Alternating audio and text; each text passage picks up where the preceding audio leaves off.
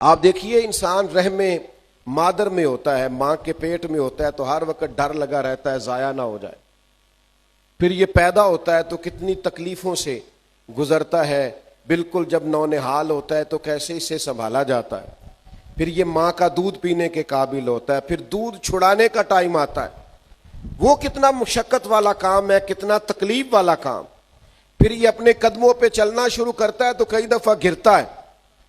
پھر یہ تعلیم کے مراحل سے گزرتا ہے، پھر کام کاج کے مراحل سے گزرتا ہے، زندگی مشقت کے ساتھ گزارتا ہے. آپ کو پتہ ہے دنیا میں دکھی کون رہتے ہیں؟ جو سکھی رہنے کے چکر میں. دنیا میں پریشان کون رہتے ہیں؟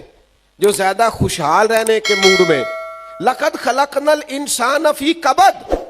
پیدا کرنے والا فرماتا ہے ہم نے انسان کو مشقت میں رہتا ہوا پیدا کیا ہے. اس کا خمیر مشقت ہے، اس کو جو ترکیب کیا گیا ہے جن عناصر سے، وہ عناصر مشقت سے بنے.